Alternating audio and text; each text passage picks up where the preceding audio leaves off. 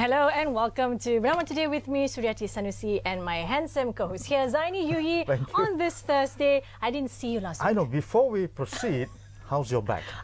I heard you did something to your back. Oh no, it's, when you reach a certain age, ladies and gentlemen, you just have to go a notch down slowly and do everything slowly. I was stretching and then apparently something misaligned, so I couldn't move, so I had to... Okay, so you're okay now? I'm okay now. I don't want to host only one host today. I have to be very careful, so not to move so much and not to laugh so much. But I can't, because my co-host will always make me laugh. So we're glad to have you back. Yes, I'm so glad. I'm so glad. It's not nothing major. It's nothing serious. I'm glad as well. It's just something. But you went to a chiropractor, right? I went there. What happened was my sacrum, was misaligned when I was doing the stretching. So he put it back in and everything's okay now. So you now. know what sacrum is? Tulang tongking in Malay, so that's a better word.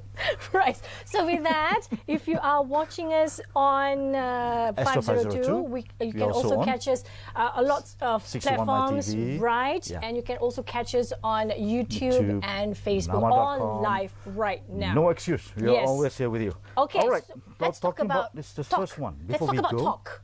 Talk. Language. Mother language. Yes. Mother tongue. Yes. Right? So why we're saying that? Because today is the observation of the worldwide annual observance of International Mother Language Day, or short for IMLD. Okay. Right? Okay. So mother language, my mother language would be Malay. Malay. Okay. Same with me. Specifically, it's actually Kampa.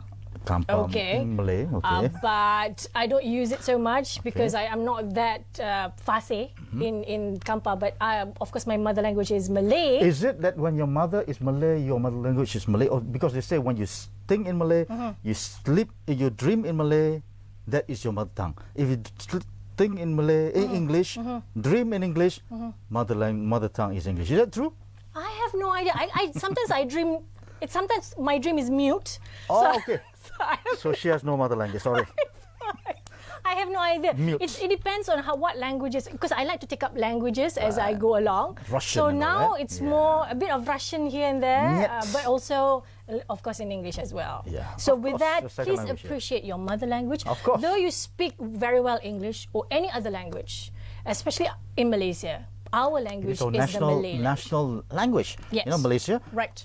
Why not just just take two languages, be happy with it, play around, but do not go rojak. They say do not mix and match, because one sentence has to be in English, another in Malay. That's fine. That's bilingual. Right. If you combine both in one, rojak for you. What about people who are embarrassed to speak Bahasa Melayu? That I don't know what to say. I am so sad. I think that's too much. You're a bit with your Commonwealth thing, your because it's British the in legacy. thing, because you think you speak in English, you're smarter. No, it's not true. It's nothing to do with smart. No, it's not. It's so be proud of your mother language. It's just your attitude towards Malay language. Yeah, you should be proud. Yeah, it should be. It's spoken by 500 million people in the world. Right. Indonesia, Malaysia, and lingua franca. Right. Okay. And the other thing is, when you speak Bahasa Melayu, tak payahlah Perdana Menteri semua kan. Speak proper do not Bahasa go the Melayu. lingo. Yes. Just speak proper Malay. Okay, let's move on. Okay, let's not get into it. So let's move on. Okay, we want to talk about discounts. We like discounts. Discounts first, yeah? Okay. Okay, so 20% discount if you're a KTM commuter, you're a user of KTM. You have ETS going to the north and a KTM within.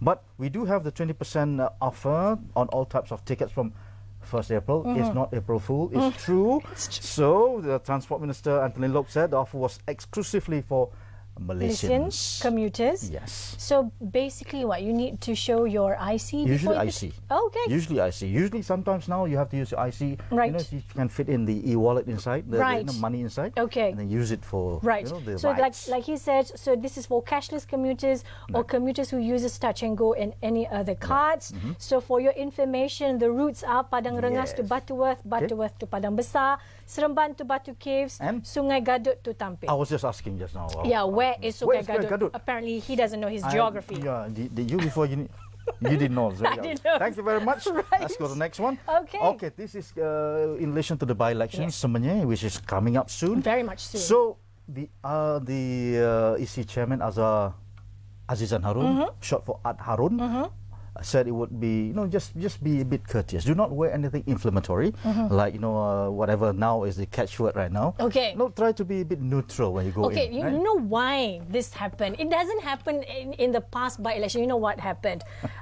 Because there's one particular person. Because he has this tagline now. Okay, so they were thinking, and they're selling T-shirts and things like that now. Yes. So they say, hey, can we use that T-shirt when we go for to vote and things like that? So and they say, okay, let's EC decide on this. So that's why he made such a statement. It's not a compulsion that you can't do this, but it's just something to be courteous. Because you don't want to inflame. Right. You're doing something which is good for the nation. Don't incite. That is the reminder by the EC chairman, Azizan Harun or Ad Harun. Okay, with that, we have to go for a commercial break. Right, sure. I know, we talk too much. How's your back? It's fine so far. We'll still see you after this.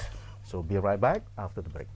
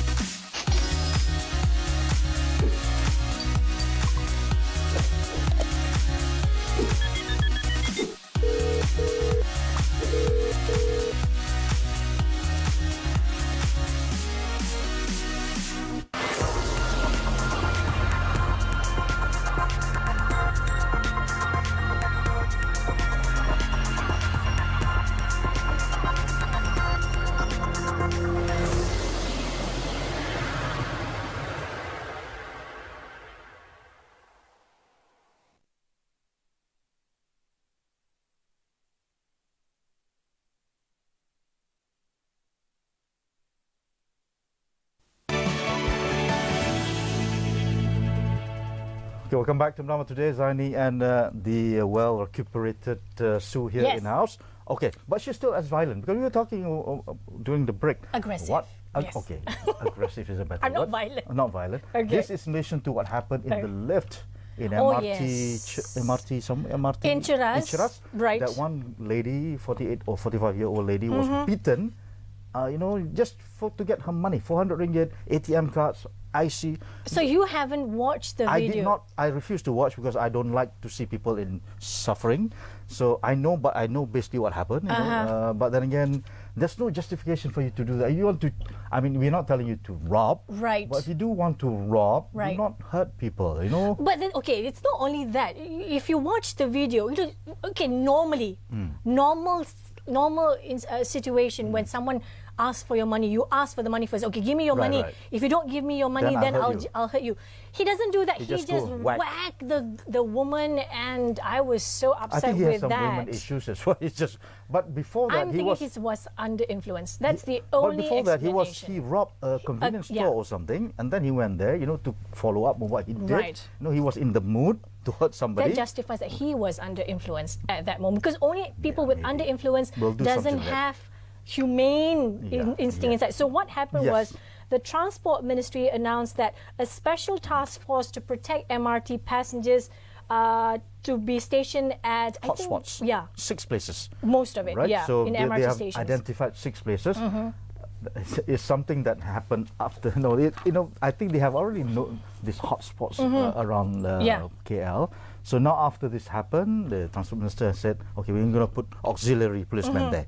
But then again, there were also calls saying, why don't you put CCTV? But CCTV linked to the room of the guards there. Right. So they can take action immediately rather than looking at videotape after the fact. Right. So that's another good idea, actually. Yeah, and right?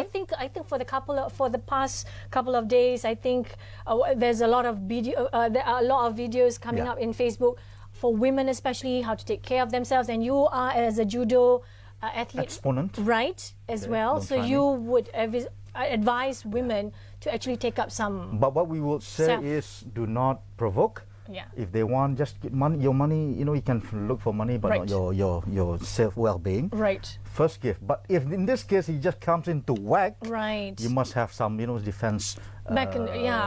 Some people say, okay, why you have to bring along your pepper spray? You don't have time to actually take your maze out and spray. You don't have time. Especially in that enclosure. It's a very small enclosure. But then again, he was like so like, I mean, the lift opened, he was holding to the hair. Yeah, right. And then he continued. So it's like he's like something against women. I don't know. I mean, I don't want to talk about it. Good news is he has been remanded 7 days. We'll see what comes out from that. Right. All okay. right, Moving on from there. So ministry is to consider scrapping affordable housing projects that are not cost effective. We're going to talk to our guest later on the housing properties and all that. Okay. But it's under Prima, under PPA Wine Satu Malaysia and others, SPNB trying to come up with affordable. But there was also Fund My Home, which is they are saying that this is to help for that, because Fund My Home you have to put 20% down. Right. The problem with people owning a house is the payment. Yeah, that's the problem. And it's also part of the My Fund Home project. Yeah. They also have that deposit, if I'm not mistaken, deposit coup, which also will help especially first-time home buyers. So Fund My Home, 20% deposit coup to help that. Yeah. Who's helping deposit coup?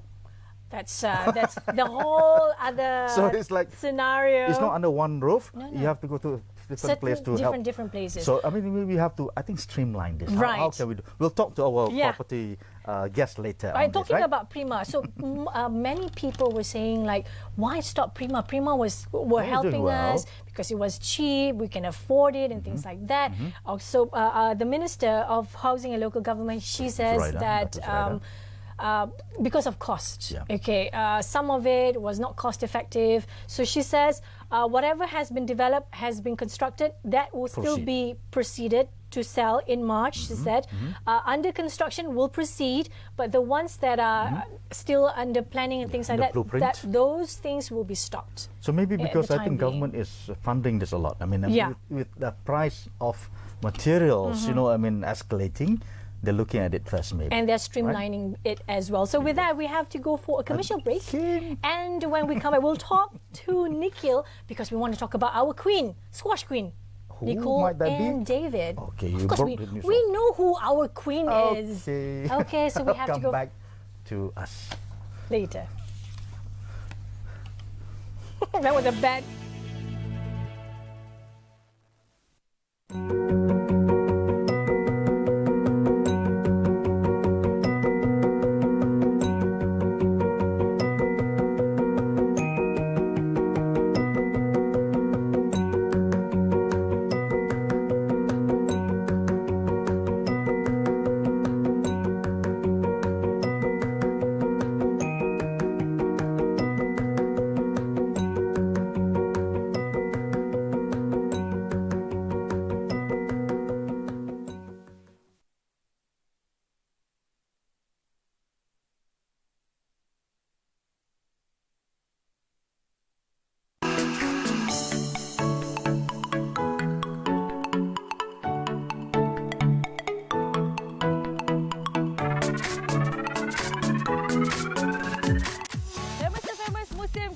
Kembali lagi pastinya bersama-sama dengan saya Raifah Zulkifli dan akan menampilkan pelbagai tetamu. Kita ada artis.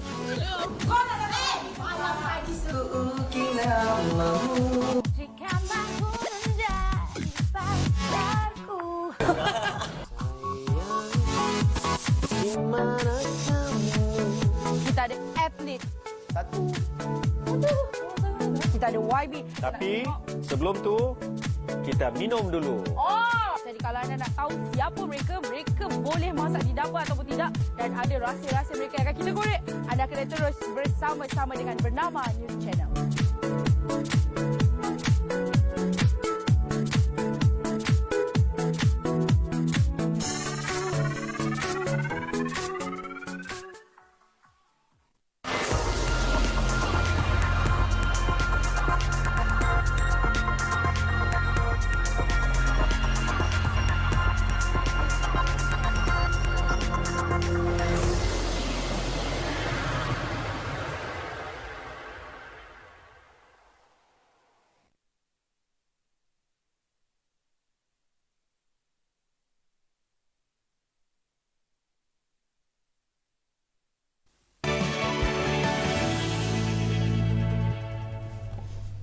Okay, come back. We are back. Chinese Sue. We're talking about the. Can we call her queen of squash? She is the queen She's of too squash. young to be queen. She's not young. She's 36. 35 going on 36, okay, yes. Don't make her older, okay? Right. We're talking about Nicole and David, Yes. who is the queen of squash, not only in Malaysia, mind you, Yeah. all over the world. Right, she Number is. one for 109 consecutive months. 8 9 years. times world champion. Well, what else can we say? She's Right. from Penang. Before we, elaborate on her bio data, let's invite our guest. Yeah, we forgot about him. Nikhil. Because I was so into Nicole. Nicole and Nikhil. Nikhil on Nicole. Let's talk to Nikhil on Nicole. Yes. So Nikhil Michael, welcome again. So our Thank you, sports analyst, specialist. Okay. So that news, when we heard what do she you think? announced it, like, okay, that's it, It's a I am bombshell? retiring. It's about time. Was it good? Or, we need her more. We still need her. Still need. I think there comes a period of time in any athlete's career where they themselves know When to stop. when it's done, when it's over. And I think for her, she decided she wanted to end it on her terms. And I think that she's done everything in the sport that she wanted to do. I think the biggest thing with her is that the one thing that she wasn't able to do was get squash to be an Olympic sport. Yeah. Which is an ongoing battle. She was even hoping now. it for London Olympics. She was That's really right, hoping it was Hopefully, there. when she's in retirement, she can pursue that. I think As the ambassador of squash all over the world, maybe. But then again, she's 35 years old. Maybe, like you said, she feels at the peak. I'm going. She's won. What else can she win? Right now, in fact, right now she's in Chicago for the World Championship. Right. She's still trying for the competing. 9th time, if she could get for her 9th World Championship. She did. When she announced her retirement, there was a question of whether she would take part in any of the remaining tournaments, and I think that she said she wouldn't do it unless she's 100%, confident in her training, that she would be able to prepare for the tournament. Right. We also have to understand athletes, especially singles athletes, when it comes to tennis, badminton, squash, and all, need a very concise training regimen going into anything. Boxing alone needs about half a year worth of training before you can do a big high-profile match. So for Nicole David, she wants to go in peak physical fitness so that she doesn't, put on a poor performance in the injure tournaments. herself, right? Exactly. Like my co-host, right? I think Right. injuries are a real thing, and I think partially why we're seeing this announcement come now is because over the last few years we've seen a bit of a decline. She was going up and down. She was winning one, then she was losing 3, 4 consistent. tournaments. Yeah. Injuries and all made its toll, and I think that was the unfortunate thing about the whole situation. But during the time also, I think she's been using her time to build herself, build her brand, build her image, which is great and fantastic, because Dr. Nicole David is the most recognizable female athlete in Malaysian sports in the global stage. Right. I think she brought squash to prominence in Malaysia, also in the world, I think, because people do not really speak of squash in the world. They're talking about tennis and all that, but she made it. But then again, it's not really that prominent enough to be included in the Olympics. Yeah. So maybe that is her, she's going to fight for that to I be think, included. they have to fight as an association and say, we got all these televised rights, we got endorsements, sponsorships, global recognition, even events here in Malaysia.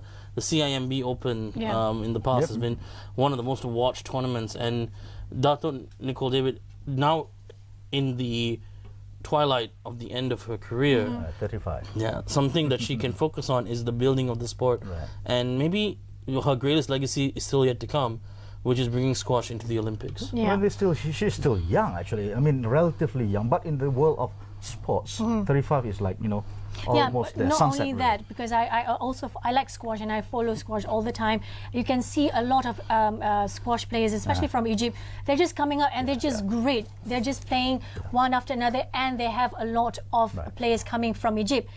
Talking about that, do we have someone to replace Successor. Yes, of Nicole? I mean, I don't think anyone can ever replace that dominance that she showed in 2008, where she was basically undefeated the whole year and held it for 30 straight months, the #1 ranking, without being dethroned. It's hard to say. I think on the men's side, there's a few guys. Potential. Yes, what looking at. On the females squash players, I know that she has grown. Right. But we have That's it. This was her win for the 8th World Championship. That's one. Right. But we have Lowy Wen, number 5 in the world now. Right. That's So right. you think she will come up to this level? I think it's unfair to tell Lowy Wen that you need to match up to Dato' Nicole. Right. And look, it's hard. It's the kind of pressure you don't want to put on her. Mental as well as physical, right? It is a mental game. It and is. It is. And it's But very look at her strong. physique. I mean, She's tiny. she's- But I can see one potential, and I follow her. And I think she started with junior squash player. I think her name is Subhashini. She Subhashini, has yeah. potential. She can go. She can do great if she is on the right track. If she is winning a lot of games right now, if she is on the right track, she can Do you win think so? it all. I feel like she can grow. I think the important thing is who's looking after her training. Where is she being trained? I think that's important. You have to remember, Nicole David was not trained here. No. A lot of her training took part. She was supported here, of course. Parents, the association, and all supported her. But when you look at it, Financially. the training was done by Liz Irving in Amsterdam, and that conditioning was key. I think vital to the success that she did see. So maybe Malaysian, as an association, should bring this Liz Irving for our next generation of squash players, don't you think? Do we have two great That's people tennis. on screen right now? Yes, in fact, they're good friends to the point where for the bid to put in the Olympics, They're squash. both, yeah. He's helping, is it? Yes, I he's see. one of the voices helping Nicole David. But talking about Liz Irving, coming back, you did mention about the financial strain on new and budding squash players, maybe. That's right. So to get Liz Irving here and to be trained in Liz Irving, that's money. You're talking about money. Right. You think after Nicole David, she's a brand name. That's why people, a lot of sponsors go for her.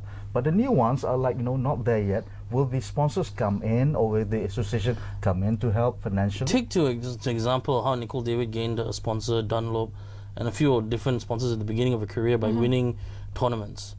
Sometimes endorsements come through that way. By winning first. By winning tournaments or Right. placing silver in major national tournaments, and a lot of endorsements came from there. I think what's important right now is maybe let's take the financial aspect out of it.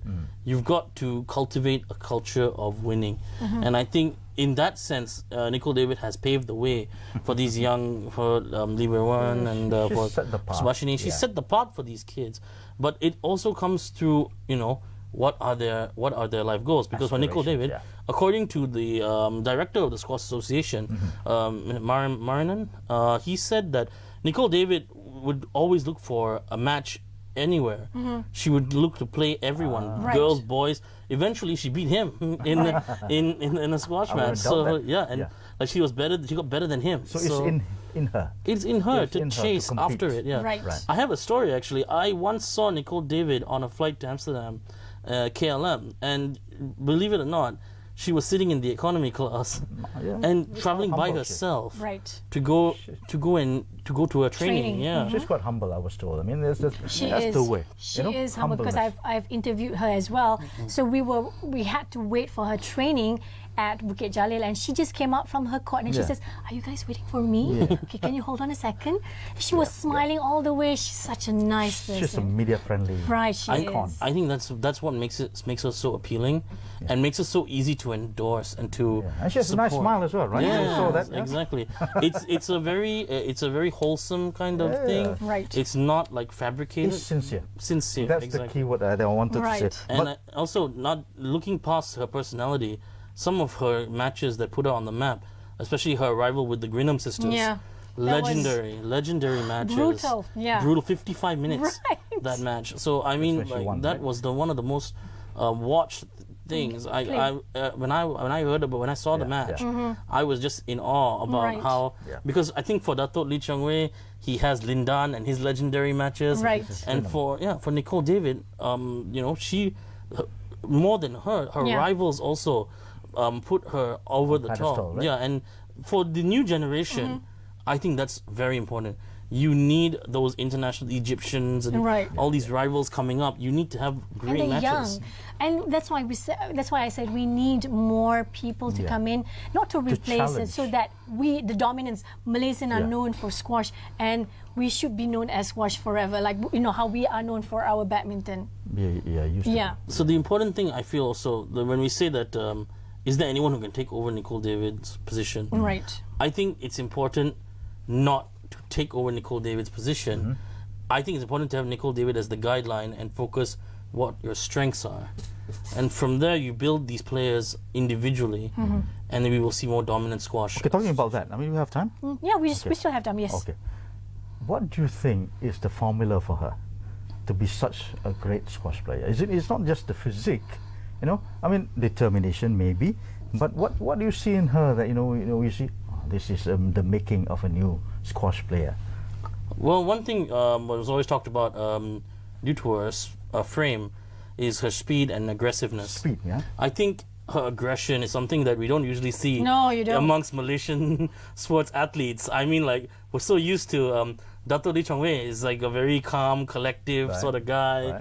And our cyclist Aziz, all these are calm, like people. When you look at them, it's all like calm. But for her, she's like a pocket rocket kind of thing, like across the court, full of aggression. And for sports like squash, which aggression is key, this is where I think she shines the most. Right. I think you need to want to beat your opponent every time you step on the court. It's the mental strength. It is. It's mental. It's conditioning. Because you don't build that speed by just doing nothing. I think it's also one thing, we are always being faulted for being jago kampung. Meaning because of strength, if you see foreigners coming, I don't think we can beat that. We have that kind of mentality. So I can only we defeat ourselves at the beginning. Defeating mentality. Yeah. So what is it in Nicole David? Is it because of the Liz Irving? You're talking that she drums it into her that we don't have coaches here to do that to our budding athletes? Good training breeds good athletes who have talent, and I think Nicole David had talent. But you have to remember, this is someone at the beginning of her career and very early on in Penang. 15. Yeah, she was not a gold medalist at first. She ranked silver in a few tournaments before winning gold. I think that tells you that there was a tenacity to keep going to get the gold. And I think with that tenacity builds character. Yeah. And character for world champions is obvious.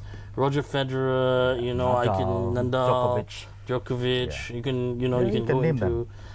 I mean, even Floyd Mayweather in boxing.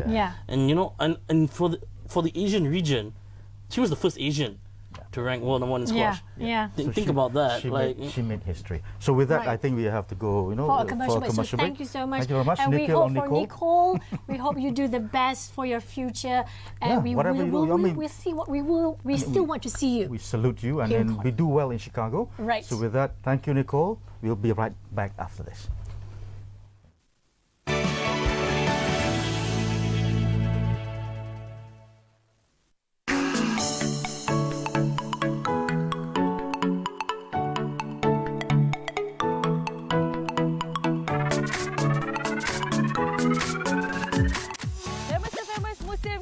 Kembali lagi pastinya bersama-sama dengan saya Raifah Zulkifli dan akan menampilkan pelbagai tetamu. Kita ada artis.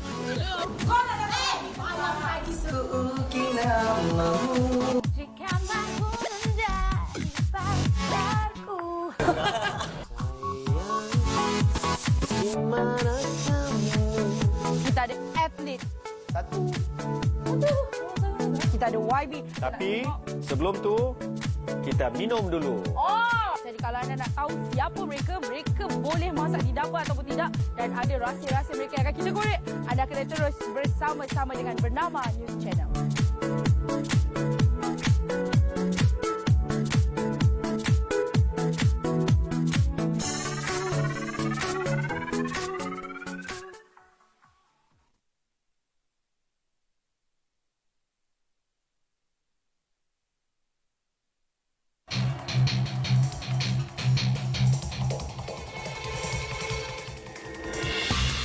Dalam kekalutan, manusia sanggup lakukan apa sahaja. 365 hari, pasti ada yang akan diberkas. Setiap hari Ahad, 9.30 malam, handap hanya di Bernama News Channel.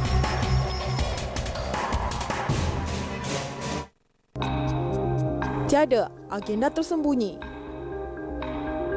Tiada ruang berteka-teki.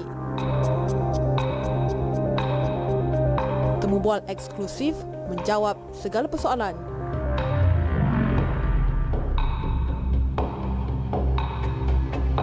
Saksikan Up Sound setiap Rabu 8.30 malam hanya di Bernama News Channel. Semuanya tentang anda.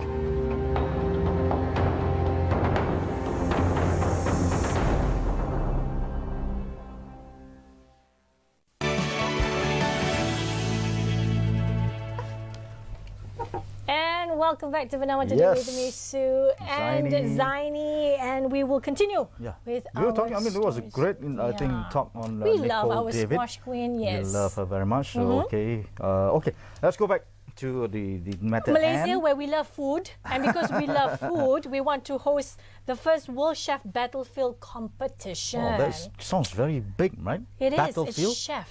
It's a battlefield. I don't know, maybe, the way they chop things up, things like that. So it will be another one. This is going to happen in April 4th to 7th. Okay. Okay, this was announced by Deputy Minister of Tourism and Arts and Culture, Muhammad Bakhtiar Wanci, the recent official launch. So Malaysia's love of food, good food, is a trait shared by all Malaysians, as well known food paradise in the continent of Asia. Malaysia is well positioned to do this kind of competition. Of course. So the chef that is going to be the judge, Chef Zubair, a well-known local chef. Okay. So, I mean, it's something new, I think. Right. Okay. So members of the juries also comprise from Switzerland, Sweden, Germany, Hong Kong, Singapore, Indonesia, Thailand, Philippines, and a lot of Southeast Asian countries. I think Malaysia's chef and pastry chef have made us proud. Yes. I think recently we won the World Pastry Competition in the world from the Sunway. We are known for our food, except besides squash. Food. Wow. Now I know what is the recipe for Nicole, our food. So odd. Okay. So next, we're talking. Are we still talking about mother language? I think you talked about that. Okay, earlier, just right? a little bit. Let's just in case people didn't watch us at the very beginning. Yeah, I doubt that. But Yeah. So.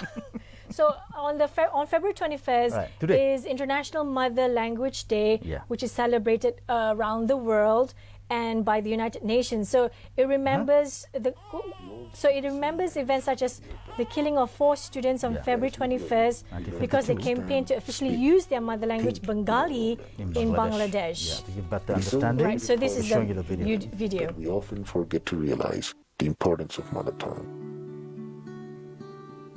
We take it for granted that we will be able to use our language freely as we want.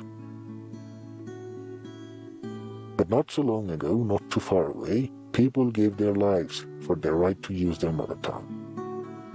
Yes, that happened, and that's where the story behind International Mother Language Day starts.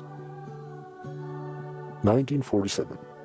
Pakistan was born with 2 geographically separated sections, East Pakistan, West Pakistan, and India in between. In 1948, Pakistan government declared Urdu to be the only state language of Pakistan, even though more than half of the population, almost 44 million people, were speaking Bengali. This sparked extensive protest among the Bengali-speaking majority of East Bengal, which reached its peak in 1952. The government outlawed public meetings and rallies. 21st February 1952, the students of the University of Dhaka and other political activists defied the ban and organized a protest. Police opened fire in front of Dhaka Medical College hostel, killing several students. Their sacrifice gave our right to use Bangla. Fueled by this movement, following a 9-month-long liberation war, subsequently in 1971, East Pakistan became the country currently known as Bangladesh. The name of this country is based on the language name. Desh means country in Bangla. In 1999, UNESCO declared 21st February as International Mother Language Day. In tribute to the language movement, and ethno-linguistic rights of people around the world. Yes, Okay. so We are that getting a bit of a right, because we're knowledge there, learning yeah. something. So we know Dash is meaning of Dash Country. is country. So it's Bangladesh means the country of You're saying Bangla. also Pakistan, Like Stan, you know, Kazakhstan. like Stan. So it's Kazakhstan is the land okay. of Kazakh and things like that. So Oh, we okay. learn language Brilliant, today. yeah. Other people languages So what as well. you're saying is respect the use of your own. Be happy. Right. Be proud of Be your mother proud of tongue. it, yes. Because people went, they fought with their Right. own lives. Yeah, they sacrificed. Right, to just use like it. us. Okay, now This is talking what you about want some. to talk about. This is what you want Yes, to talk about. I You asked- wasn't sleeping since 3 o'clock because I was waiting for the foldable because it Foldable has Samsung. Yes, because the rumor has been going on for the past 3 months. It's just said, oh, the next one is going to be a foldable phone Really? because they have shown us where they can actually Fold fold the it. screen and things like that. But it was just the screen. It was not a machine thing. So this morning Confirm. at 4, 5 o'clock in the morning, so they finally showed, here you go, it's the foldable phone from Samsung. Wow. Just define a new category. It defies category. And the key to making this possible. So that's Oh, Can wow. you see? So it's from 4.5 inch. It has a So as you 4.6 inch. unfold It'll be 9 it, it's 7 inch. 7 inch. Perfectly portable. So they think Samsung think. How much is it? Because, okay, it's $2,000 US, which Oh, means not about ringgit. 8,000 8,000 ringgit. ringgit. Display But if you ask me, because I am a Samsung fan, You're a freak. looking at the phone, I don't think people would buy it. They would just buy it because of the design. But if you look at it carefully, It's I just think like an iPad. it's like a mini tablet. Yeah. Yeah. So I think they could actually do more. They could put more on it. More in This what? is just, to me, it's just like a debut of a foldable phone. They can do better. But then again, the foldable phone made Yeah. its presence long time ago. We folded and we opened, we folded maybe. That's a flip phone. That's a flip. That's a flip That's how phone. much I know about Yes, phones. but the thing is, what they forgot to mention is that besides the foldable phone, they actually launched 3 more phones. It's Which the S10e, 10 and the 10 Plus phone, which is the annual phone, Still which is foldable. the prime. It's not foldable. no, the That- normal it's ones. the normal S phone, the I S see. category phone. I see. So they had that launched first, and then they had the foldable phone after. I guess the main feature of this one that they The mentioned attraction. because of The foldable attraction. thing. But the S10 Plus phone, it comes with 5 cameras. Wow. That is so awesome. You should look for it. How many cameras do you need in your life? To have a better picture, you need more cameras so that you look flawless. So with that, we have to go Selfie for a freaks. commercial break. Okay. And when we come back, who do we have after we come back? We are talking about property. Mr. Yes. Poon will be here. We'll talk about that, and we'll talk about what our minister did, on the Prima and all that maybe. And it gives to shed some light. Okay, sure. So be right back.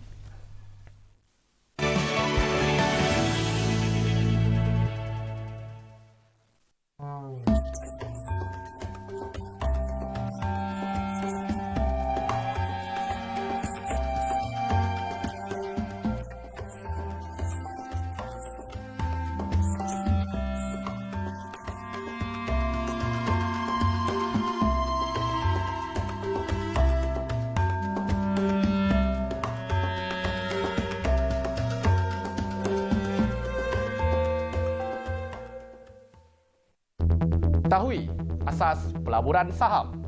Bila perlu beli, bila perlu jual. Bagaimana menggunakan indeks sebagai petunjuk pasaran. Pelabur kecil atau besar, pasti ada kaunter berpotensi untuk anda. Semua ini akan dibicarakan dalam Nadi Equity Isnin 8.30 malam hanya di BNC.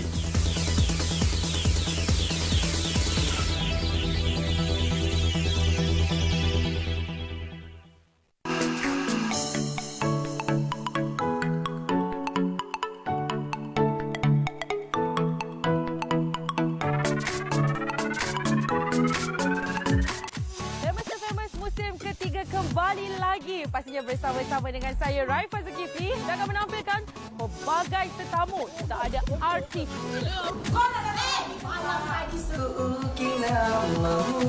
Jika mampu menjadi pacarku.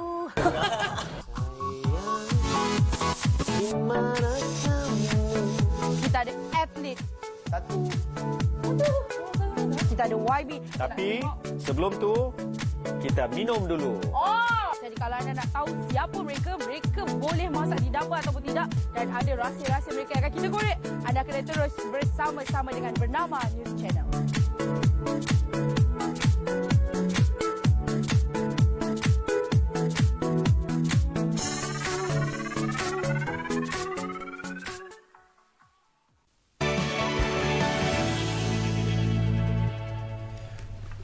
Welcome back to Bernama Today. Zaini and Sue in the house. We are, after talking about sports, talking about other things. Phones. Phones. We're going to talk about, I think this is what, makes Malaysians right now crying for homes, especially affordable homes, especially the first-time owner. So we've brought with us in the studio Dr. Alan Poon. I mean, he is the Malaysia Book of Records holder for the first author to launch 3 books simultaneously. I'm going to show you these books. Why must it be simultaneously launched? That's my first question. Yeah. Very good question. Thank you for having me anyway, guys. Yeah.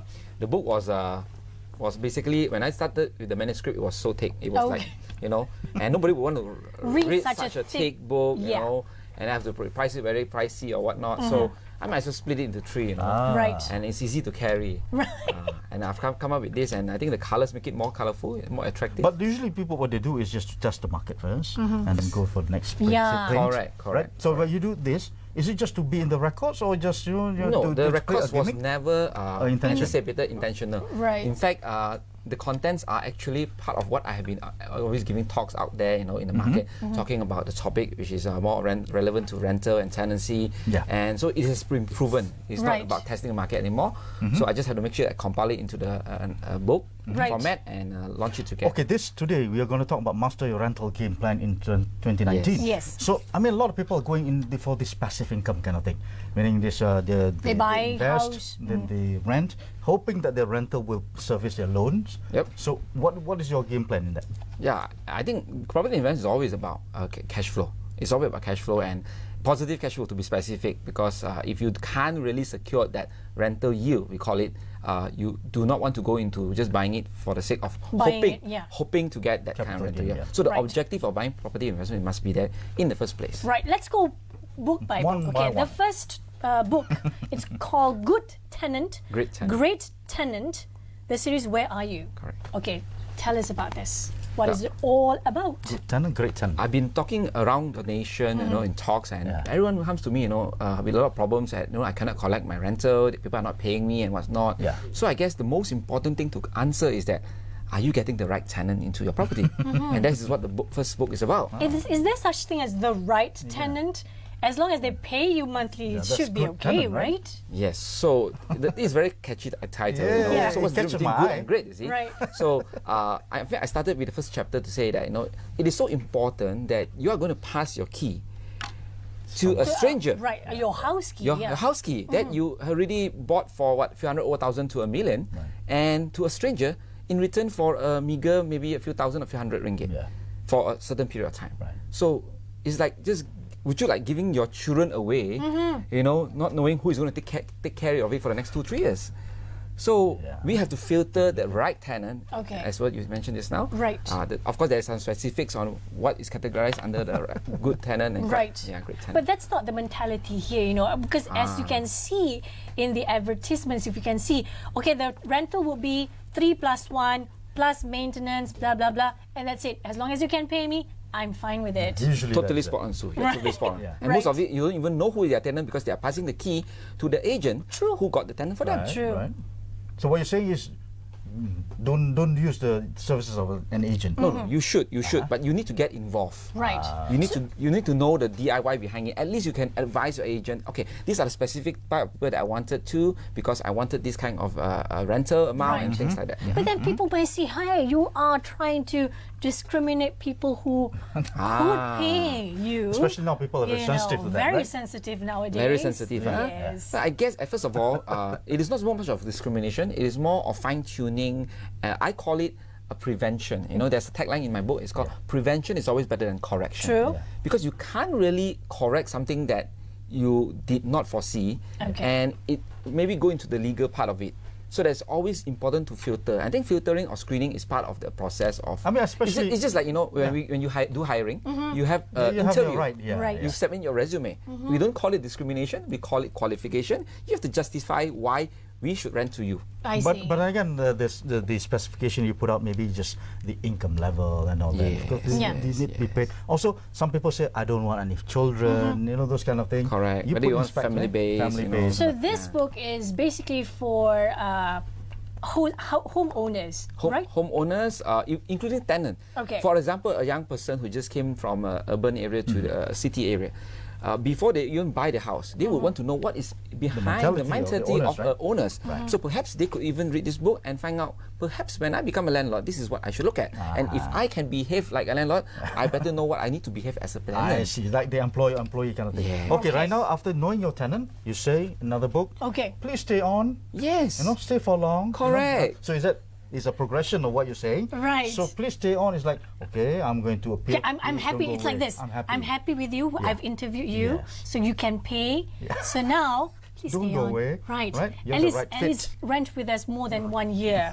We want a long-term relationship. A long-term, yes. Because for the landlord, honestly speaking, there is a cost when it comes to renting. Right. You know, if the person goes out, you know, you need to tidy up the place. Sure. You need to have a cost of the agent to replace the advertisement as well. Correct. Right. So there's time and cost as well. So isn't it good if you can maintain your tenant that you have filtered? If you have done the proper procedure of getting the right tenant, you will want them to stay on.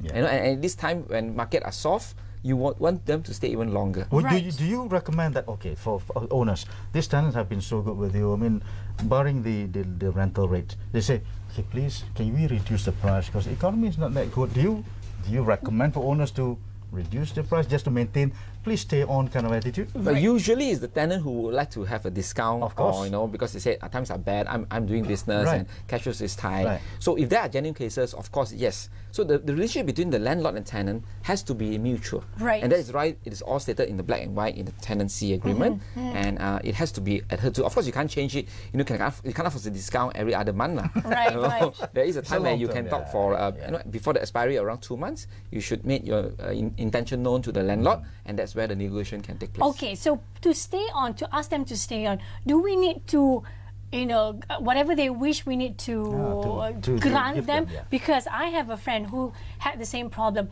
His house doesn't have any air cons. Okay, all right.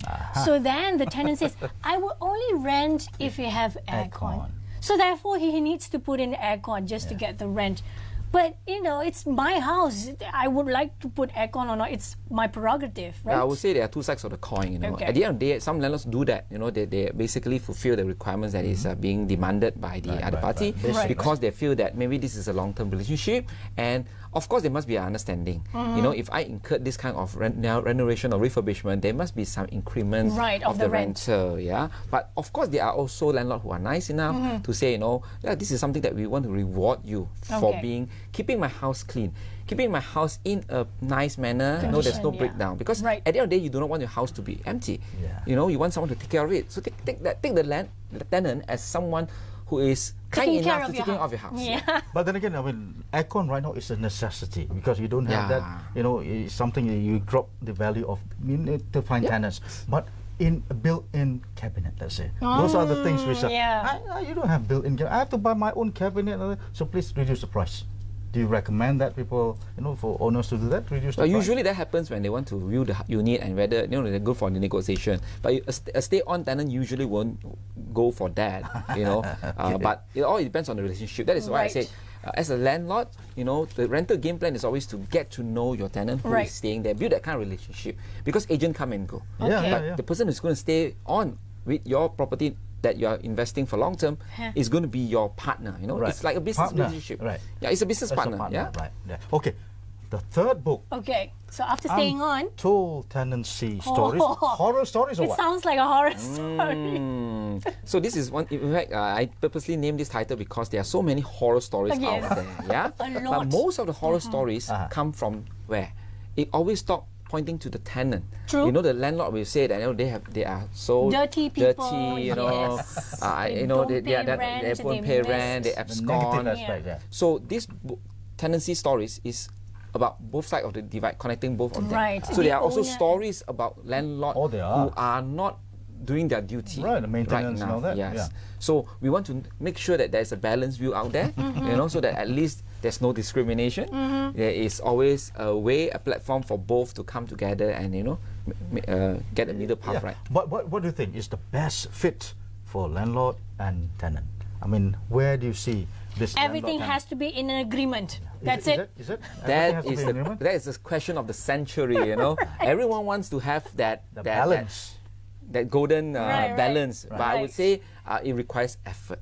So that is the reason why there's always this thing called the pitfalls that you should avoid. You shouldn't think that, you know, because a lot of them think on their own mindset. We should think on the other party, you know, why things are that way. All right? As much as things are being laid in agreement, there must be also some mutual understanding before the house is being given. But I think like that, the main thing also is compromise. It's just like a marriage, I think. Yes. You have to be compromising. Spot on. Yeah. Exactly. So I always tell the landlord, you know, don't be penny wise and pound foolish. Yeah. Of course, in Malaysia it's ringgit lah. But it's more about, you know, sometimes you need to just have a doorknob or a change of a washing machine.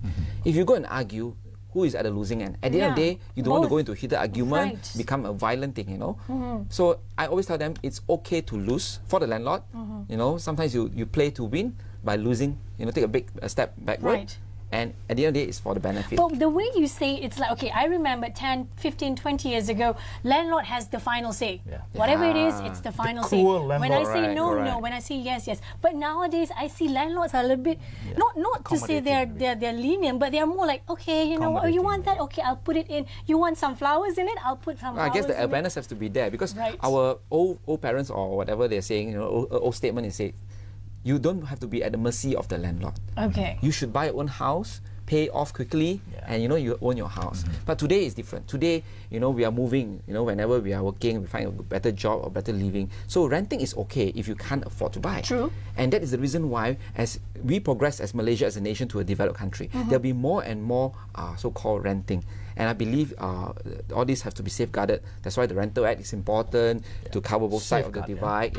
So it's more like making sure that everything is in harmony. But then again, I mean, people rent for a reason. Sometimes they don't want to stay in one place for so long. True. Another thing is because sometimes people rent in the hope that they will buy a house, and some owners as well, when they rent, they do not need to pay off their loan because it's just maybe for future capital gains. So there's a lot of advantages in renting. For example, I can choose any location I like. I can move in and out anytime because I don't have to worry about renovation.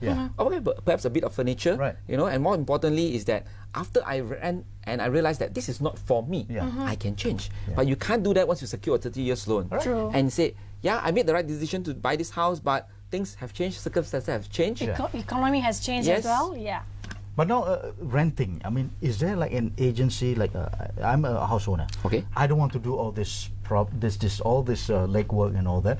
Can I just entrust to certain agents which property agents do that. But then again, some property agents do not really fit the bill and they don't service. Is there how do you go about, if I'm a house owner, how do you go about and finding your this is maybe another book, owners and agent?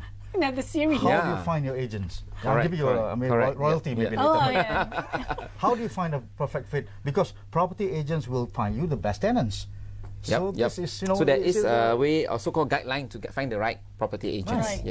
Yes. They're talking for you actually. Correct. Right. So that is the reason why, of course, education is lifelong. You know, you can't be sticking with just the 3 books. There are plenty of books out there. But at the end of the day, as an investor, what you want, you need to be very clear on that. Find the right person to give you the right solution. And at the least, you made yourself known in terms of your clear objective, and you know what you are getting at. Rather than making a complaint and then you have to do a lot of illegal stuff. Okay, sometimes things happen. You are in relationship with your tenant. How do you get out if you don't like your tenant? They're making your life miserable. Your house, you're not taking care. How do you break a contract in the middle? So basically, we are going into the legal part of it. That is the reason why I always tell people prevention is better than correction. But there are ways. That is the reason why one of the pitfalls of landlord is that if you want to really master your rental game plan, you really need to know and master what you are preparing for the signing, the agreement. It cannot be a standard agreement, So you need to know what you are offering, what you are offering, what you're offering to give, and what the rest are. They must know also the convenience, the responsibility of renting your place. Otherwise, to break it, you really have to go back to the black and white. Hassle, right? Yeah, the hassle. Right. Okay, we're almost to the end of the program. So who will benefit from reading these books? Is it the owners or the renters? Basically, as long as you understand the gist of the property game, this is one way to look at it, because I always look at rental as an exit plan. If you can't rent, you can't get cash flow, and you can't get cash flow, you'll be bleeding. Yeah. Yep. So this book is not just for first-time home buyer, it's for anyone who want to go back to basic. It's a very fundamental underlying book on basically the needs to get it right first time. Right. Okay, so what's interesting about these books are the colours. These are just like the traffic light colours. Why do you put in such colour? Traffic light colours. Indeed it is. Indeed it is. And if you actually look at these three, it was purposely made in the sense that, there is this initial. Right. AP, which is my initial, Alan Poon. So, so you have to get it in one series, understand the gist of it, Okay. Yes, of course it's colourful. Yeah, it's a nice. It's launched already? It's launched already. So it's launched. It's all in all the bookstores. Yes. Right. Do you have it in ebook as well? Not at the moment. Okay. I still feel that you need to because she was talking on Samsung just now. She wanted to relate that to Samsung. Yes. I'm all into technology. Technology. Okay. Right. We are out of okay, time. Thank you, Dr. Alan Poon, the CEO of Superior Wealth Resources Number 1. I think for that, enlightenment. I mean, we are in the market. Right. We should know our rights, tenants, or the owners, right? All right, thank you so much. So stay tuned to Bernama News Channel, where it's all about you. Signing off from me, Surati Sanusi, Zaini Yohia here. So we'll see you next time.